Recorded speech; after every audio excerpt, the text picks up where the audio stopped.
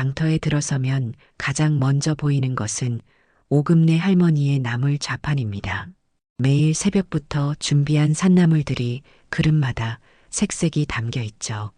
도시락보다 작은 손바닥으로 나물을 집어 내밀면서도 금내 할머니는 주변 장사꾼들보다 늘 더 많이 담아줍니다. 장사는 속이면 안 돼. 내 평생 장사하면서 한 번도 손님 속인 적 없다니까. 금내 할머니가 자주 하는 말입니다. 오늘도 여느 때와 같이 장터에 자리를 펴고 앉았습니다. 쉰 해가 넘도록 같은 자리, 같은 풍경이었습니다. 금내 할머니의 손은 거칠고 굵었지만 나무를 다루는 손놀림은 여전히 젊은 시절처럼 빠르고 정확했죠. 어제 산에서 직접 캐온 고사리와 취나물, 두릅은 봄 기운을 머금어 더욱 싱싱했습니다. 금내 씨, 오늘도 일찍 나오셨네. 건너편 생선가게 주인이 인사를 건넵니다. 아이고, 늙은이가 잠이 오나. 새벽부터 눈이 떠져서 올 수밖에. 금내 할머니가 웃으며 대답합니다. 주름진 얼굴에 미소가 번집니다. 장사를 마치고 은행에 들러 통장 정리하는 것이 금내 할머니의 소소한 낙이었습니다. 평생 손으로 벌어 모은 돈이 쌓여가는 모습을 보는 것만으로도 뿌듯했지요. 특히 미국에서 변호사가 된 손자 지훈이 생각날 때면 더욱 그랬습니다. 우리 지훈이 보면 얼마나 좋아할까. 할미가 이만큼 모았다고. 통장을 들여다보며 혼잣말을 중얼거립니다. 그날도 평소와 같이 장사를 마친 후 단골은행에 들렀습니다. 항상 반갑게 맞아주던 직원이 오늘따라 더 친절하게 안내했죠. 할머니, 지금 특별한 상품이 나왔는데 한번 들어보시겠어요? 정부에서 보장하는 거라 아주 안전하답니다. 박성호 지점장이 직접 나와 금내 할머니를 상담실로 안내했습니다. 깔끔한 양복 차림의 박 지점장은 신뢰감이 느껴졌어요. 그는 컴퓨터 화면을 보여주며 열심히 설명했지만 금내 할머니에게는 어려운 용어들이 대부분이었습니다. 이 DLF 상품은 정부가 보장하는 안전한 상품이고 지금 정기예금보다 수익률이 훨씬 좋습니다. 할머니 같은 분들을 위해 특별히 마련된 상품이죠. 금내 할머니는 이해가 잘 되지 않았지만 은행을 믿었습니다. 평생 거래해온 은행이었으니까요. 정부가 보장한다면 틀림없겠지. 고개를 끄덕이며 생각했습니다. 어차피 숫자에 약했으니 은행 사람 말을 믿는 게 나았죠. 여기 서명만 해주시면 됩니다. 박 지점장이 건넨 서류들에 금내 할머니는 꾹꾹 도장을 찍었습니다. 평생 모은 5천만 원이 모두 새 상품으로 옮겨졌죠. 집으로 돌아가는 길, 금내 할머니의 발걸음은 가벼웠습니다. 정부가 보장하는 안전한 상품에 돈을 맡겼다는 안도감이 들었으니까요. 그날 밤 금내 할머니는 손자 지훈에게 전화를 걸었습니다. 우리 지훈아, 잘 지내지? 할미가 이제 돈도 좀 모았으니 너 귀국하면 같이 살자. 할미가 맛있는 나물 반찬 많이 해줄게. 전화기 너머로 손자의 목소리를 듣는 것만으로도 행복했습니다. 금내 할머니는 손자와 함께할 미래를 꿈꾸며 잠이 들었어요. 아무런 걱정 없이 말입니다. 6개월이 지난 어느 날 금내 할머니는 평소처럼 장을 마치고 은행에 들렀습니다. 통장 정리를 하러 간 것인데 창구 직원의 표정이 예전과 달랐어요. 눈을 제대로 마주치지 못하고 어색하게 웃는 모습이 이상했습니다. 할머니, 잔고 확인하러 오셨죠? 잠시만요. 직원이 컴퓨터를 들여다보더니 잠시 당황한 기색을 보입니다. 저 지점장님을 한번 뵙고 가시는 게 좋을 것 같아요. 금내 할머니는 영문을 모른 채 상담실로 안내되었습니다. 박성호 지점장은 컴퓨터 화면을 보며 인사를 건넸죠. 아, 오금내 할머님 오셨네요. 앉으세요. 내 통장에 무슨 일 있나? 금내 할머니가 물었습니다. 그게 할머님께서 가입하신 DLF 상품이 최근 해외 금리 변동으로 인해 손실이 좀 발생했습니다. 박 지점장의 말에 금내 할머니는 얼굴색이 변했습니다. 손실이라니? 얼마나? 현재 원금 대비 약 80% 정도의 손실이 발생했습니다. 5천만 원 중에 약 1천만 원 정도가 남아있는 상황이죠. 금내 할머니의 귀에는 1천만 원이라는 말만 들렸습니다. 4천만 원이 사라졌다는 말인가? 평생 모은 돈이 손자와 함께 살 집을 마련하려던 그 돈이 어디로 간 거지? 심장이 빠르게 뛰기 시작했습니다. 그럴 리가 없어요. 지점장님이 정부 보장 상품이라고 하셨잖아요. 금내 할머니의 목소리가 떨렸습니다. 박성호는 책상 위 서류를 뒤적이며 표정을 굳혔습니다.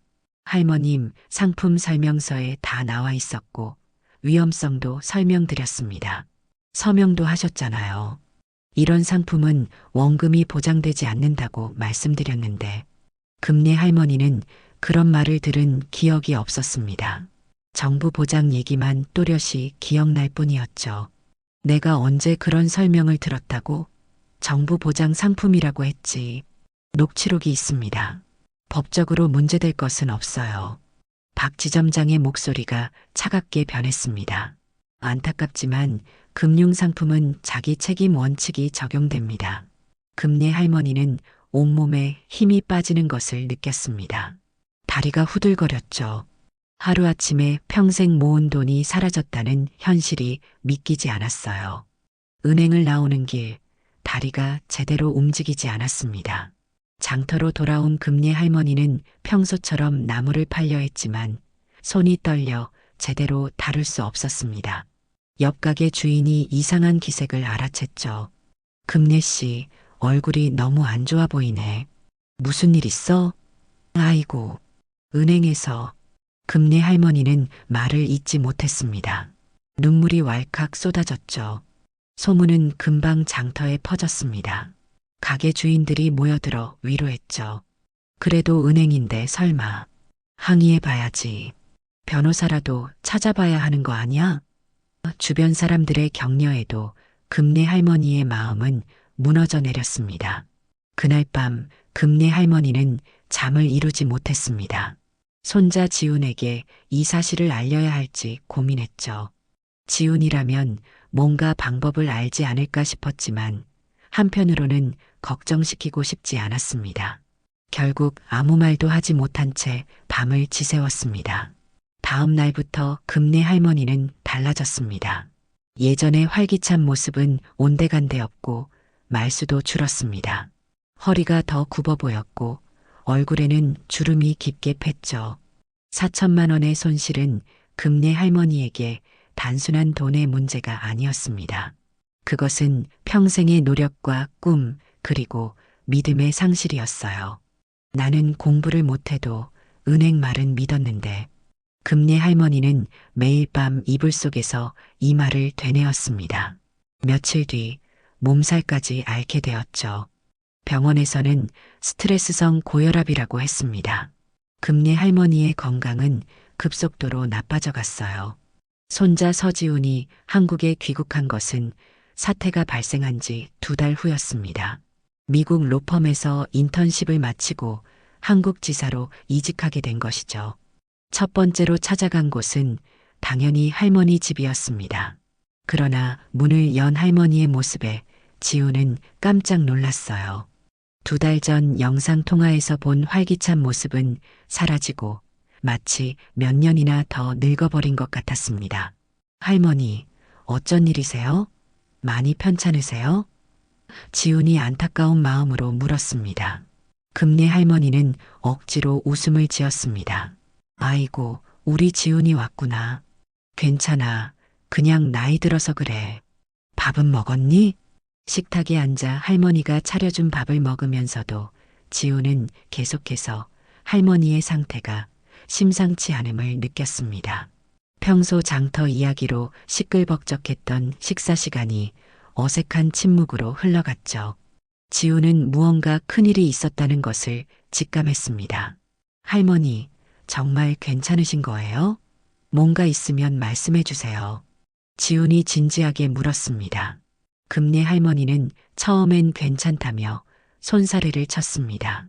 하지만 손자의 진지한 눈빛을 견디지 못하고 결국 울음을 터뜨렸죠. 지훈아, 할미가 바보 같은 짓을 했어. 떨리는 목소리로 금례 할머니는 모든 일을 이야기했습니다. 은행에서 권유받은 투자 상품, 정부 보장이라는 말만 믿고 서명한 일, 그리고 4천만 원이 사라진 충격적인 사실까지. 할머니의 이야기를 들으며 지훈의 얼굴은 점점 굳어졌어요. 그래서 병원에 갔더니 혈압이 많이 올라갔대.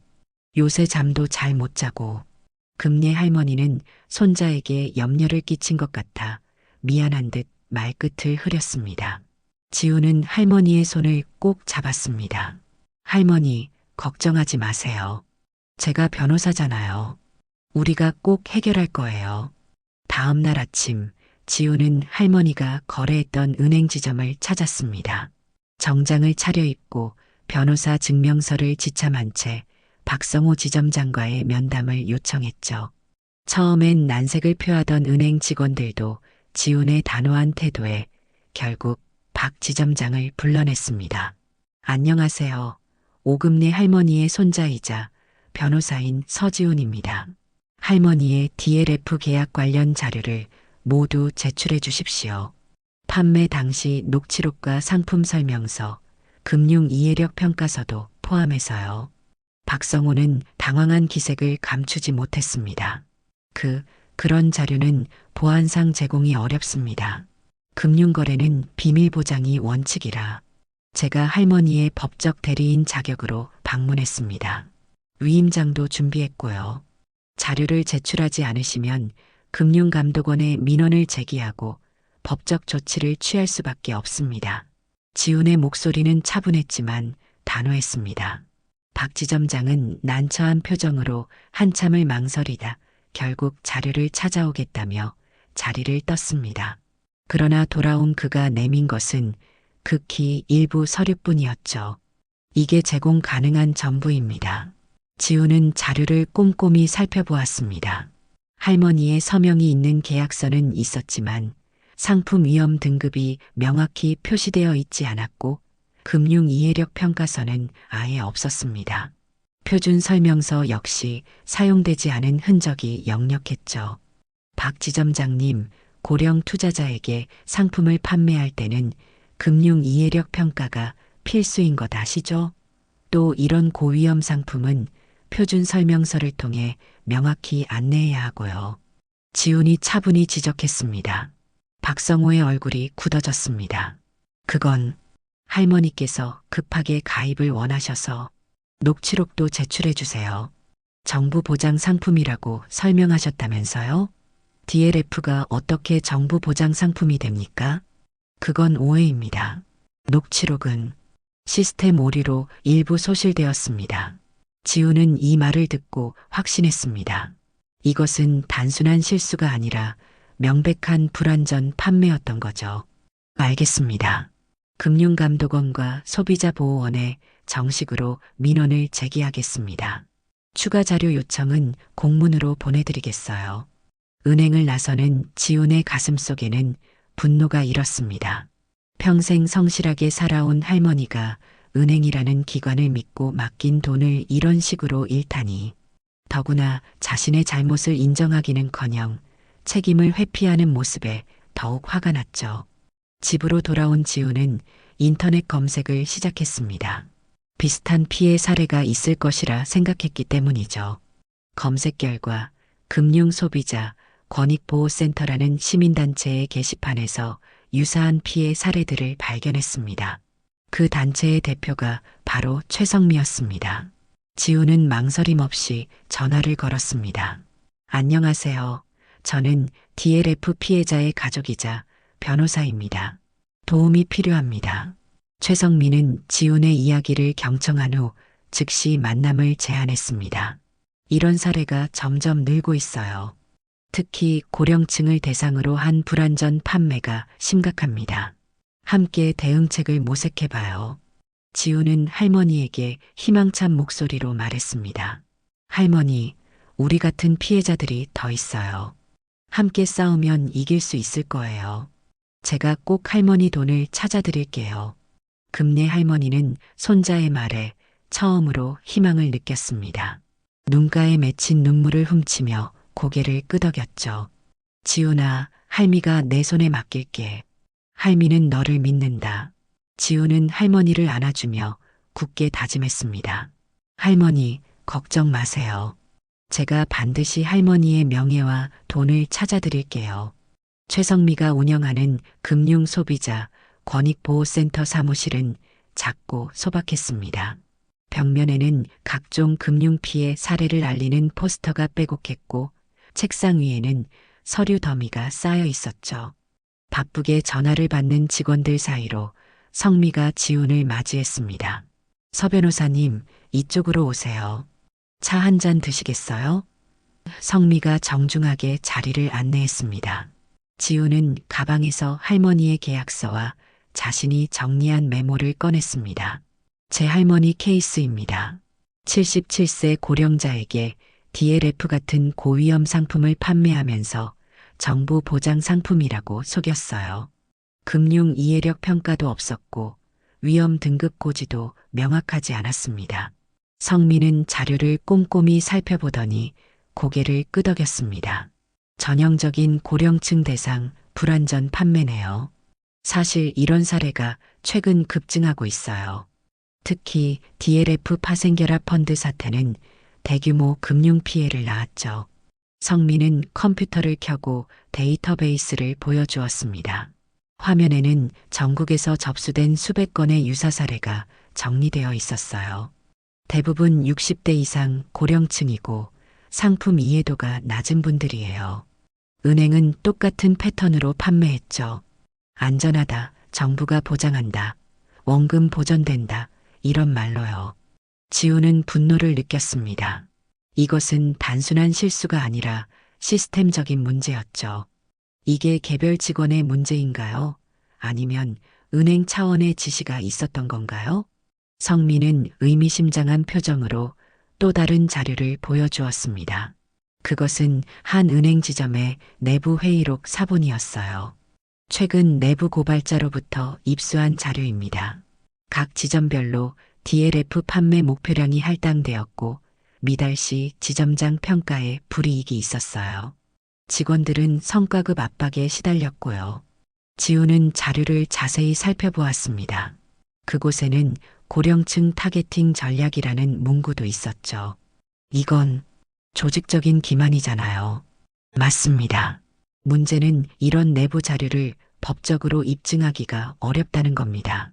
은행은 개별 직원의 과잉 행동이라며 책임을 회피하고 있어요. 성미가 안타깝게 말했습니다. 지훈은 생각에 잠겼습니다. 침묵이 흐르다가 문득 고개를 들었죠. 다른 피해자들과 연결해 주실 수 있나요? 집단 소송을 준비하고 싶습니다. 성미의 눈이 반짝였습니다. 정말요? 그동안 여러 변호사들이 왔다 갔지만 실제로 소송까지 가는 경우는 드물었어요. 입증이 어렵다는 이유로 저는 할머니를 위해서라도 끝까지 가볼 생각입니다. 게다가 인권 전문 변호사로서 이런 불공정한 관행을 바로잡고 싶어요. 지훈의 목소리에는 결연함이 묻어났습니다. 다음 날 성미의 도움으로 10명의 피해자들이 모였습니다. 대부분 고령층이었고 금례 할머니처럼 평생 모은 돈을 잃은 사람들이었죠. 그들의 이야기는 놀라울 정도로 비슷했습니다. 똑같이 정부 보장이라는 말만 듣고 샀어요. 설명은 거의 없었고 서명만 하라고 했어요. 나중에 알고 보니 제 돈이 해외 금리에 투자된 거더라고요. 그런 말은 한마디도 안 했는데 지훈은 모든 증언을 녹음하고 기록했습니다. 그리고 각자의 계약서와 서류를 검토했죠. 패턴이 분명했습니다. 은행은 고령 투자자들에게 필수적인 절차를 생략하고 상품의 위험성을 제대로 알리지 않았어요. 여러분, 저는 이 사건을 집단 손해배상 소송으로 진행하려 합니다. 개인이 은행을 상대하기는 어렵지만 우리가 함께하면 가능성이 있습니다. 지훈이 결연히 말했습니다. 모임이 끝난 후 성미가 지훈을 불렀습니다. 사실 한 가지 더 알려드릴 게 있어요. 박성호 지점장에 대한 정보인데 성미가 건넨 자료에는 박성호의 이력이 상세히 기록되어 있었습니다. 그는 이전에도 두 차례 불완전 판매로 내부 경고를 받았지만 높은 실적으로 승진을 거듭했다는 내용이었죠. 또한 지점 평가에서 부진할 경우 본점에서 강한 압박이 있었다는 증언도 포함되어 있었습니다. 이 자료는 한 달 전 퇴직한 은행 직원에게서 받은 거예요. 법정에 증인으로 세울 수도 있을 겁니다. 성미가 설명했습니다.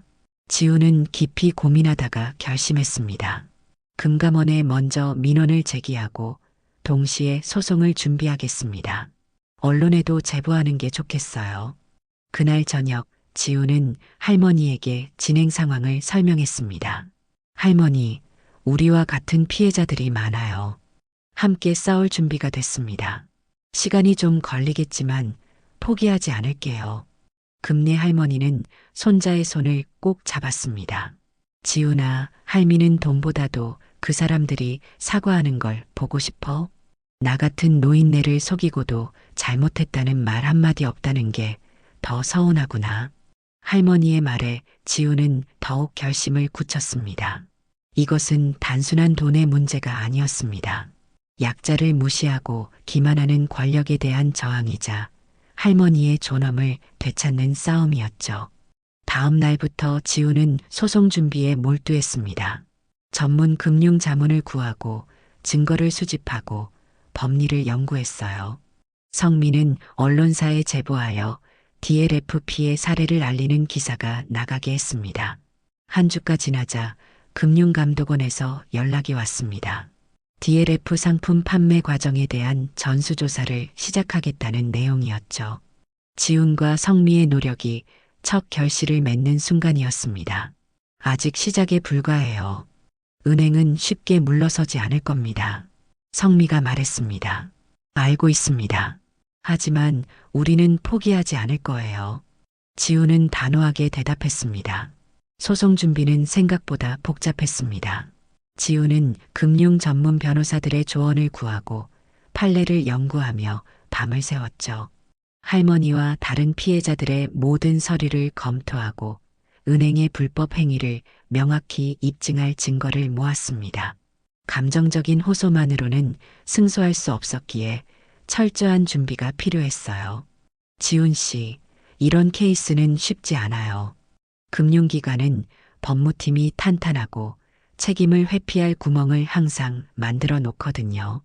자문을 제공한 금융 전문 변호사가 우려를 표했습니다. 지훈은 결연한 표정으로 대답했습니다. 알고 있습니다. 하지만 이번에는 달라질 거예요. 증거가 명확하니까요. 소송장 작성은 2주가 걸렸습니다. 주요 청구 내용은 고객 설명 의무 위반, 부당 권유, 정보 비대칭, 악용 등이었죠. 금내 할머니를 포함한 12명의 피해자들이 원고로 참여했습니다. 청구 금액은 원금 전액과 정신적 피해에 대한 위자료였어요. 소장이 접수된 다음 날 한 경제신문의 관련 기사가 크게 실렸습니다. DLFP의 고령층, 은행 상대로 집단소송 제기, 정부 보장이라며 속여. 언론의 관심은 시간이 지날수록 커졌습니다. 여러 방송사에서 인터뷰 요청이 왔고 금내 할머니의 사연은 많은 사람들의 공감을 얻었죠. 평생 장사하며 성실하게 모은 돈을 하루아침에 잃은 노인의 이야기는 많은 이들의 분노를 자아냈습니다. 우리 어머니도 비슷한 일을 당했어요.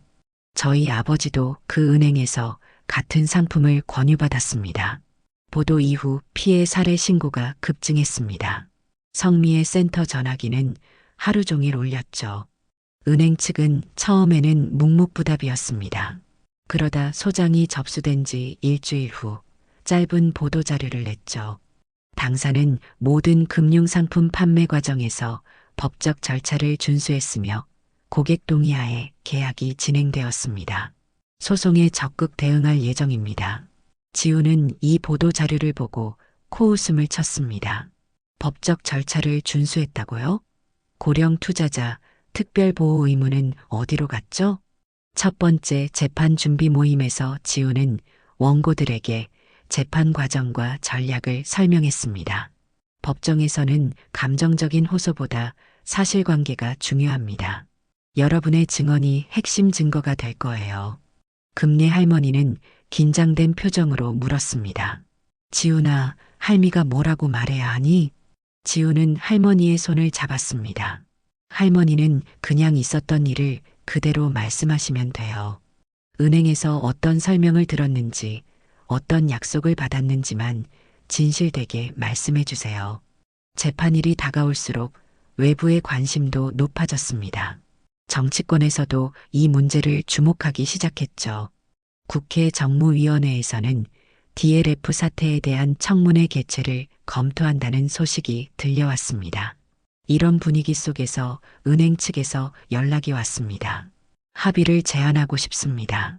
지우는 즉시 피해자들을 소집했습니다. 은행 측의 제안은 원금의 40%를 반환하는 조건이었어요. 대부분의 피해자들은 망설였습니다. 오랜 소송 과정보다 당장 일부라도 돌려받는 게 낫지 않을까 하는 생각이 들었죠. 그러나 금내 할머니는 단호했습니다. 지훈아, 할미는 끝까지 갈란다. 그 사람들이 잘못했다는 걸 인정하게 만들고 싶어. 지훈은 할머니의 결심을 존중했습니다. 다른 피해자들에게도 자신의 생각을 말했죠. 합의도 선택지가 될 수 있습니다. 하지만 우리가 조금만 더 버티면 전액 반환 가능성도 있어요. 무엇보다 이런 불법 행위가 반복되지 않도록 사회적 메시지를 남기는 것도 중요합니다. 길고 진지한 토론 끝에 모든 피해자들이 소송을 계속하기로 결정했습니다. 지우는 은행 측에 합의안 거부 의사를 전달했죠. 한편 금융감독원의 조사도 진행 중이었습니다. 지우는 금감원 조사관과 수차례 면담하며 증거를 제출했어요. 조사가 진행될수록 은행의 조직적인 불완전 판매 정황이 드러났습니다. 박성호 지점장은 내부 조사를 받게 되었습니다. 그는 처음에는 모든 책임을 부인했지만 증거가 하나둘 나오자 태도를 바꿨죠. 저는 본점의 지시에 따랐을 뿐입니다. 매달 판매 목표가 할당되고 미달 시 인사상 불이익이 있었어요. 박성호의 이런 진술은 사건을 더 큰 차원으로 확대시켰습니다. 이제는 개별 지점장의 일탈이 아니라 은행 조직 차원의 불법 영업 방침이 문제로 떠올랐죠. 우리가 옳은 일을 하고 있다는 증거예요. 성미가 기뻐했습니다. 이제 은행 본점도 책임에서 자유롭지 못할 거예요. 지우는 소장을 수정하여 은행 본점을 상대로 한 손해배상 청구를 추가했습니다. 또한 금융감독원에 은행 전체에 대한 중징계를 요청하는 청원서도 제출했죠. 재판일이 일주일 앞으로 다가왔을 때 지우는 할머니와 함께 소장과 증거들을 다시 한번 검토했습니다. 할머니, 긴장되세요? 금내 할머니는 의외로 차분했습니다. 아니, 안 긴장돼. 할미는 진실만 말할 거니까. 평생 정직하게 살아왔으니 법정에서도 그렇게 할란다. 할머니의 담담한 모습에 지우는 오히려 더 큰 책임감을 느꼈습니다. 이 싸움은 단순히 돈을 되찾는 것을 넘어 할머니의 자존심과 존엄을 회복하는 일이었습니다. 그리고 비슷한 피해를 막는 사회적 경종이 될 것이었죠. 할머니, 우리가 꼭 이길 거예요. 지훈이 자신감 있게 말했습니다. 금내 할머니는 손자의 손을 꼭 잡았습니다. 지훈아, 이기고 지는 것보다 우리가 옳은 일을 한다는 게 더 중요해. 할미는 내가 자랑스럽다. 첫 재판일 법원 앞은 취재진들로 붐볐습니다.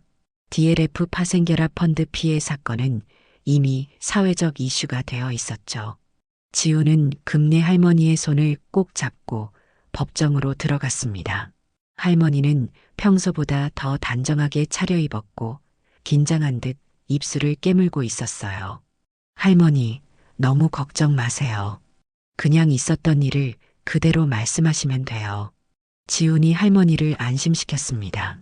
법정에는 피해자들과 그 가족들, 그리고 은행 측 변호인단이 자리했습니다. 박성호 지점장도 증인석 근처에 앉아 있었죠. 그의 얼굴은 굳어 있었고 지훈의 시선이 닿자 고개를 돌렸습니다. 재판장이 입정하고 재판이 시작되었습니다. 지훈은 차분하게 모두 진술을 이어갔습니다. 존경하는 재판장님, 이 사건의 본질은 금융기관의 고객보호 의무 위반과 설명 의무 위반에 있습니다. 피고 은행은 77세 고령자인 오금내 원고에게 투자 경험이 전무함에도 불구하고 원금 손실 가능성이 높은 DLF 상품을 판매했습니다. 더구나 정부 보장 상품이라는 허위 설명으로 원고를 기만했습니다. 지훈은 차례로 증거를 제시했습니다. 금례 할머니의 금융 이해력 평가서가 누락된 점, 투자 위험 고지가 제대로 이루어지지 않은 점, 그리고 무엇보다 정부 보장이라는 허위 설명이 있었다는 증인들의 진술서였습니다. 은행 측 변호인은 반박했습니다. 모든 판매 과정은 매뉴얼에 따라 적법하게 이루어졌습니다. 원고의 서명이 있는 계약서가 이를 증명합니다. 또한 정부 보장이라는 표현은 사용된 적이 없으며 이는 원고의 오해에 불과합니다. 법정은 팽팽한 긴장감이 흘렀습니다. 재판장은 양측의 주장을 경청한 후 증인 신문을 시작했습니다. 첫 증인은 박성호 지점장이었습니다. 증인은 오금내 원고에게 DLF 상품을 판매할 당시 상품의 위험성에 대해 얼마나 설명했습니까? 박성호는 목을 가다듬었습니다. 규정에 따라 모든 위험성을 설명했습니다. 원금 손실 가능성도 말씀드렸습니다. 지훈이 반대 신문에 나섰습니다.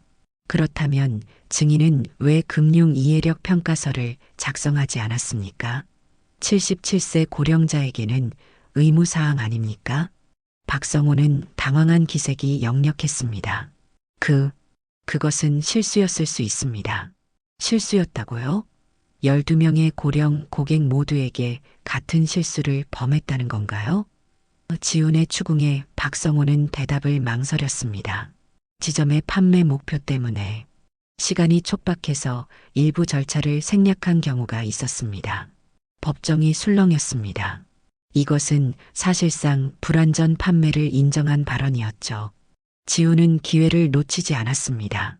증인에게 본점에서 DLF 판매 목표를 할당했습니까? 박성호는 잠시 침묵했다가 대답했습니다. 네, 매월 판매 목표가 있었습니다. 목표 달성 여부가 성과 평가에 반영되었고요.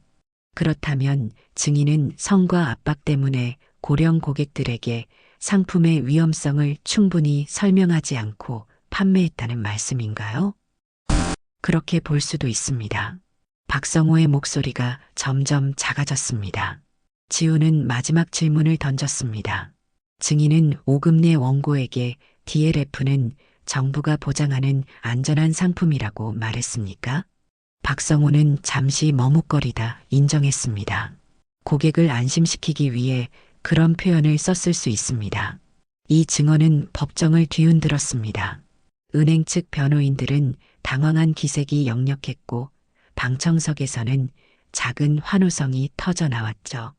재판장은 고심 끝에 원고 측의 증인 신문을 허가했습니다. 금례 할머니가 증인석에 앉았습니다. 작은 체구의 긴장한 모습이었지만 눈빛만은 또렷했습니다. 할머님, 은행 직원이 어떤 설명을 해주셨나요? 지훈이 부드럽게 물었습니다. 금례 할머니는 천천히 대답했습니다. 그 사람이 그랬어.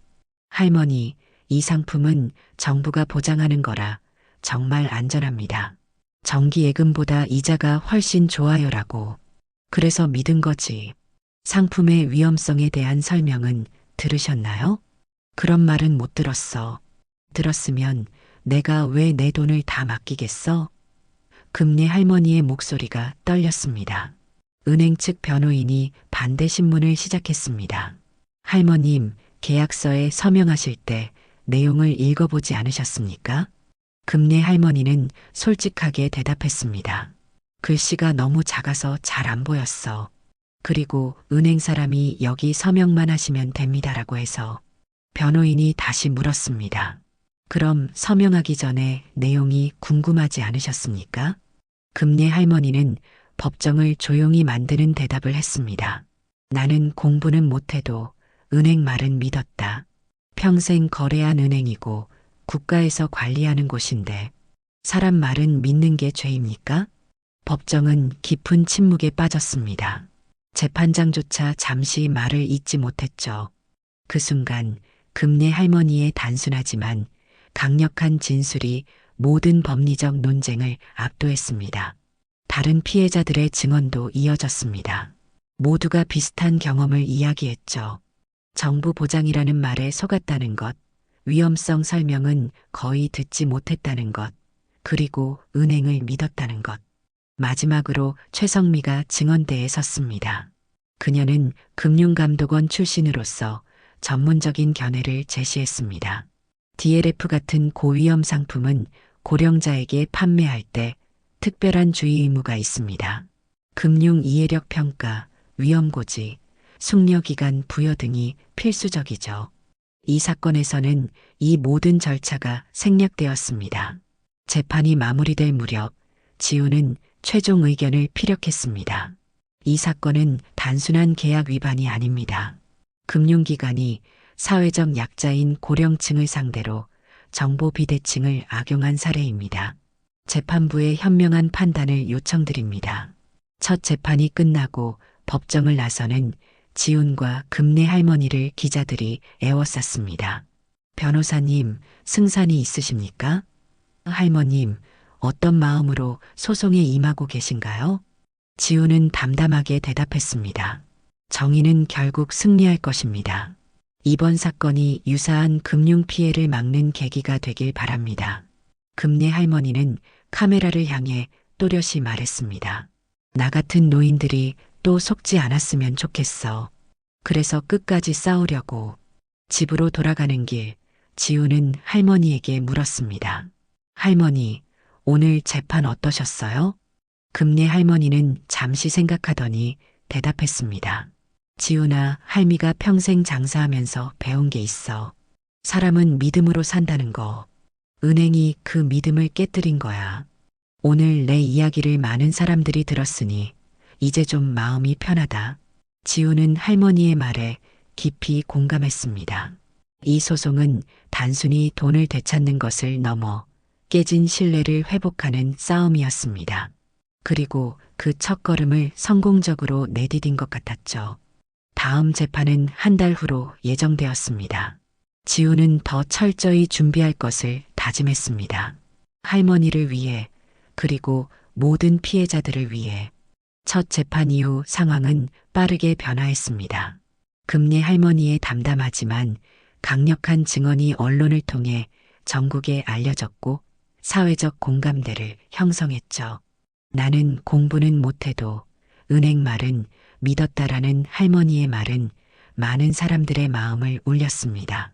여론이 들끓자 정치권도 움직였습니다. 국회 정무위원회에서는 DLF 사태 관련 청문회가 열렸고 금융감독원은 특별조사팀을 꾸려 전국 은행들의 파생상품 판매 실태를 전수조사하기 시작했어요. 어느 날 지훈의 사무실로 뜻밖의 전화가 걸려왔습니다.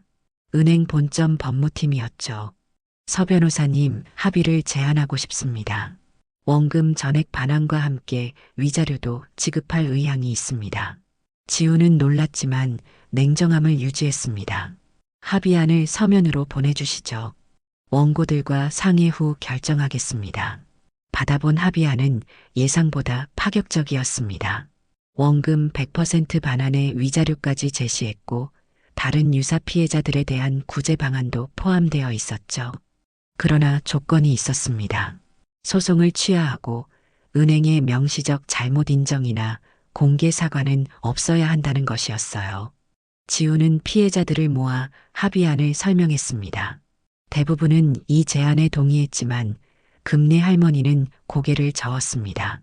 지훈아, 할미는 돈보다 그 사람들이 잘못했다고 인정하는 걸 보고 싶어? 공개적으로 사과하지 않으면 합의 못해. 다른 피해자들도 할머니의 의견에 공감했습니다. 결국 지우는 은행 측에 수정 합의안을 제시했습니다. 공개 사과와 재발 방지 대책 마련이 필수 조건이었죠. 은행은 처음에는 거부했지만 상황이 점점 불리해지고 있었습니다. 금융감독원 조사 결과 심각한 불법 행위가 발견되었고 검찰 수사까지 시작되었어요. 여론은 더욱 악화되었고 은행 주가도 하락했습니다. 한편 박성호 지점장은 내부 조사에서 더 많은 불법 행위가 드러나며 직위 해제되었습니다. 그는 자신만 희생양이 되는 상황에 불만을 터뜨렸죠. 나만 책임지라고요? 본점에서 내려온 지시였습니다. 월별 할당량을 채우라고 압박했잖아요. 모든 지점이 똑같이 했습니다. 그의 폭로는 문제의 본질이 개인의 일탈이 아닌 시스템적 문제임을 드러냈습니다. 두 번째 재판을 일주일 앞두고 은행 측에서 수정된 합의안을 수락했다는 연락이 왔습니다. 은행장이 직접 기자회견을 열어 공개 사과하고 전액 배상과 함께 재발 방지 대책을 발표하겠다는 내용이었어요. 모든 피해자들이 합의안에 동의했고 법원에 조정 신청서를 제출했습니다. 기자회견 당일 은행 본점 앞은 취재진으로 가득 찼습니다. 은행장이 나타나 고개를 숙였죠. 우선 DLF 상품 판매 과정에서 피해를 입은 고객 여러분께 진심으로 사과드립니다. 특히 오금내 할머님을 비롯한 고령 고객분들께 깊은 사과의 말씀을 드립니다. 은행은 고객의 신뢰를 바탕으로 운영되어야 함에도 영업 실적만을 쫓아 기본적인 의무를 소홀히 했습니다. 은행장은 이어서 구체적인 대책을 발표했습니다. 피해자 전원에게 원금 전액과 위자료를 지급하고 비슷한 상황의 다른 고객들에게도 구제 방안을 마련하겠다고 했습니다. 또한 금융상품 판매 과정을 전면 개선하고 고령층 대상 금융교육 프로그램을 지원하겠다고 약속했죠. 무엇보다 이런 일이 다시는 발생하지 않도록 내부 시스템을 혁신하겠습니다. 실적 중심의 영업 문화를 바꾸고 고객 보호를 최우선으로 하는 은행으로 거듭나겠습니다. 이 기자회견은 전국에 생중계되었습니다. 금례 할머니는 자신의 작은 방에서 텔레비전을 통해 이 모습을 지켜보았죠. 은행장이 고개 숙여 사과하는 모습을 보며 눈물을 훔쳤습니다. 그날 오후 지우는 할머니를 찾아가 좋은 소식을 전했습니다. 할머니, 돈이 모두 돌아왔어요. 내일 통장으로 입금된대요. 금례 할머니는 담담하게 고개를 끄덕였습니다. 지우나 할미는 돈보다 그 사람들이 잘못을 인정한 게 더 기뻐. 이제 마음이 좀 놓인다. 한편 박성호 지점장에 대한 검찰 수사도 진행되었습니다. 그는 사기와 배임 혐의로 기소되었고 법원은 징역 1년 6개월의 실형을 선고했습니다. 판결문에는 금융기관 종사자로서 고객에 대한 신의성실 의무를 저버리고 허위 설명으로 재산상 손해를 입힌 죄질이 무겁다라고 명시되었죠. 이 사건을 계기로 금융감독원은 금융상품 판매 규제를 강화했습니다.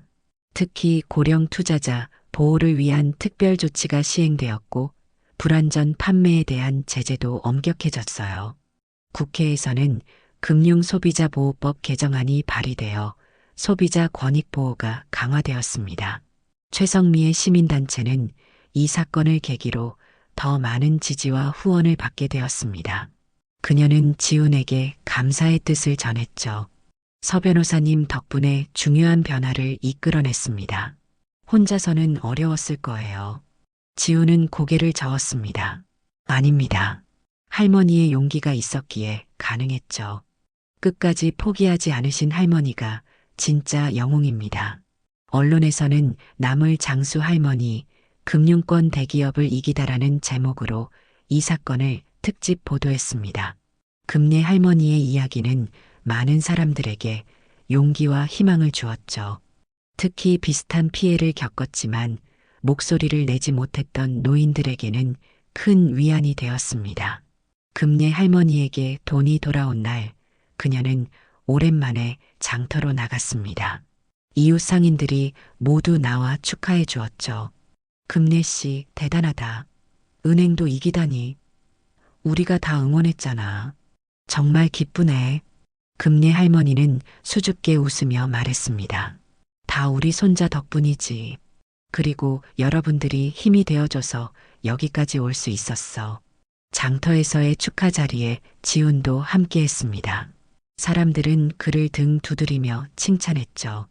지훈은 겸손하게 인사를 건넸습니다. 제가 한 일은 작습니다. 할머니와 여러분의 지지가 있었기에 가능했어요. 금례 할머니는 손자를 자랑스럽게 바라봤습니다. 수많은 역경을 이겨내고 마침내 정의를 찾은 순간이었죠. 그날 밤 할머니는 오랜만에 편안한 잠을 이루었습니다. 새벽녘 금례 할머니는 여느 때와 같이 일찍 눈을 떴습니다. 창밖으로 비치는 새벽빛이 유난히 맑고 밝게 느껴졌죠. 오랜만에 마음의 짐을 내려놓고 푹 잠을 잤더니 몸도 마음도 한결 가벼워진 듯 했습니다. 할머니는 습관처럼 작은 탁자 위에 놓인 통장을 꺼내 들었습니다. 어제 은행에서 돌려받은 돈이 그대로 찍혀 있었죠. 이제 이 돈으로 뭘 해볼까? 금례 할머니는 혼잣말을 중얼거렸습니다. 과거에는 이 돈으로 손자와 함께 살 집을 마련하겠다는 꿈이 있었지만 지금은 생각이 조금 달라졌습니다. 소송 과정에서 만난 다른 피해자들, 그들을 돕는 시민단체, 그리고 자신의 이야기에 공감해준 많은 사람들을 떠올리니 새로운 생각이 떠올랐죠. 아침 식사 후 금례 할머니는 오랜만에 나물 바구니를 챙겨 장터로 향했습니다. 소송이 끝나고 처음 나가는 장터였죠. 입구에 들어서자 익숙한 풍경과 소리, 냄새가 할머니를 반겼습니다. 평생 이곳에서 삶을 일구어온 금례 할머니에게 장터는 제2의 집과도 같았습니다. 아이고, 금례 씨 오랜만이네. 생선가게 아주머니가 반갑게 맞아주었습니다. 그려, 좀 쉬었다가 나왔어. 금례 할머니가 웃으며 대답했습니다. 소문은 이미 장터 구석구석 퍼져 있었습니다. 금례 할머니가 은행을 이겼다더라. 돈도 다 찾았대. 아들이 변호사라 잘 됐지. 장사꾼들 사이에 수군거림이 이어졌죠. 하지만 금례 할머니는 의연했습니다. 평소처럼 자리를 펴고 나무를 정갈하게 늘어놓았습니다. 오전 중에 평소보다 손님이 많이 찾아왔습니다. 나무를 사러 온다기보다는 할머니의 이야기가 궁금했던 사람들이었죠. 금례 할머니는 묻는 대로 소탈하게 대답했습니다. 할머니, 어떻게 그 큰 은행하고 싸워 이겼어요? 한 젊은 여성이 물었습니다. 아이고, 내가 이긴 게 아니라 우리 손자가 이긴 거지. 나는 그저 진실만 말했을 뿐이야. 점심 무렵 지훈이 장터를 찾아왔습니다. 할머니 가게 앞에 서자 주변 상인들이 알아보고 반갑게 인사했습니다. 저기 변호사 왔네. 할머니 손자 맞지? 텔레비전에서 봤어. 지훈은 수줍게 웃으며 할머니에게 다가갔습니다. 할머니, 첫날부터 무리하시면 어떡해요? 건강은 괜찮으세요? 금례 할머니는 손사래를 쳤습니다. 아이고, 이 정도는 괜찮아. 오히려 집에만 있으니 답답하더라고. 장사가 내 낙인데. 지우는 할머니 옆에 앉아 오가는 사람들을 구경했습니다. 할머니가 나무를 파는 모습을 가만히 지켜보다가 문득 물었습니다. 할머니, 앞으로 어떻게 하실 계획이세요? 돈도 다시 돌아왔으니까요. 금례 할머니는 잠시 생각하더니 대답했습니다. 지훈아, 할미가 요새 생각이 좀 바뀌었어. 우리 같은 노인네들이 또 속지 않았으면 좋겠다 싶어. 그 시민단체, 최 선생이라고 했나? 거기 좀 도움을 주고 싶구나. 지우는 놀란 표정으로 할머니를 바라봤습니다. 정말요? 기부를 생각하고 계신 거예요? 그래, 다는 아니고 일부만. 그리고 노인들 금융교육한다고 했잖아. 거기도 할미가 좀 도울 수 있을 것 같아. 나 같은 경험이 있으니까 다른 노인들한테 쉽게 얘기해 줄 수 있잖아. 지우는 감동했습니다. 할머니의 마음이 얼마나 넓고 깊은지 새삼 느꼈죠. 할머니, 정말 멋지세요. 그날 오후 지우는 할머니의 뜻을 전하기 위해 최성미를 만났습니다. 시민단체 사무실에서 성미는 금내 할머니의 제안을 듣고 기뻐했죠. 정말 감사합니다. 오금내 할머니께서 직접 강연해 주신다면 다른 어르신들에게 큰 도움이 될 거예요. 실제 경험자의 이야기는 어떤 교육보다 효과적이니까요. 며칠 후 금내 할머니는 시민단체에서 마련한 노인 금융사기 예방 교육 첫 강연자로 나섰습니다. 작은 강당에는 50여 명의 노인들이 모였고 금내 할머니는 자신의 경험을 솔직하게 들려주었습니다. 나는 공부를 많이 못했지만 장사는 잘했어요. 근데 은행에서는 내가 모르는 말로 설명하더라고. 여러분, 모르는 건 모른다고 꼭 말해야 해요. 그리고 서명하기 전에 꼭 가족에게 물어보세요. 내가 그때 손자한테 물어봤으면 이런 일이 없었을 거야.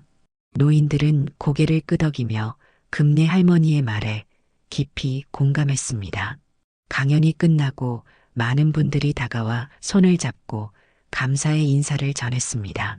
금내 할머니는 이런 자리가 어색했지만 누군가에게 도움이 된다는 생각에 뿌듯했습니다. 지훈도 변화가 있었습니다. 외국계 로펌에서 일하던 그는 최성미의 제안으로 시민단체 자문 변호사를 맡게 되었죠. 일주일에 하루는 무료 법률 상담을 제공하면서 금융 피해자들을 도왔습니다. 어느 주말 금내 할머니와 지훈은 함께 시장을 거닐었습니다. 봄날의 따스한 햇살이 두 사람의 어깨를 비추었죠. 금내 할머니는 손자의 팔짱을 끼고 천천히 걸었습니다. 지훈아, 할미가 이렇게 늙어서도 새로운 일을 하게 될 줄은 몰랐다. 요새 다른 노인들 만나서 이야기하는 게 재밌어. 지훈은 미소를 지었습니다. 할머니가 많은 사람들에게 희망을 주고 계세요. 자랑스럽습니다. 금내 할머니는 문득 발걸음을 멈추고 지훈을 바라봤습니다. 지훈아, 할미가 하나 물어볼게. 사람 말은 믿지 말라는데 그럼 누굴 믿고 살아야 하니? 지훈은 잠시 생각하다가 대답했습니다. 할머니, 모든 사람을 의심하고 살 수는 없잖아요. 중요한 건 누가 진심으로 할머니를 생각하는지 판단하는 거예요. 그리고 의심스러울 때는 꼭 물어보세요. 할머니가 평생 장사하시면서 사람 보는 눈은 정확하셨잖아요. 금내 할머니는 고개를 끄덕였습니다. 그래, 내 말이 맞아. 사람 말은 함부로 믿지 말고 지훈이 말만 믿을란다. 할머니의 농담에 두 사람은 함께 웃음을 터뜨렸습니다. 장터를 빠져나와 동네 언덕을 오르는 길, 금내 할머니의 나물 바구니 위로 따스한 햇살이 비쳤습니다. 손자와 함께 걷는 장터 골목은 예전과 같은 풍경이었지만 금내 할머니의 마음은 달라져 있었습니다. 이제 그녀는 단순한 나물 장수가 아니라 많은 사람들에게 용기와 지혜를 나누는 어른이 되었습니다. 지훈아, 앞으로도 우리 같이 사람들 도우면서 살자. 금내 할머니가 천천히 말했습니다. 네, 할머니. 함께해요. 앞으로도 쭉. 지훈이 환하게 웃으며 대답했습니다. 봄바람이 두 사람 사이로 살랑 불어왔습니다. 금내 할머니의 주름진 얼굴에 미소가 번졌고 그 미소는 어느 때보다 밝고 따뜻했습니다. 믿음을 되찾은 할머니의 발걸음은 가벼웠고 앞으로의 길은 더 이상 두렵지 않았습니다.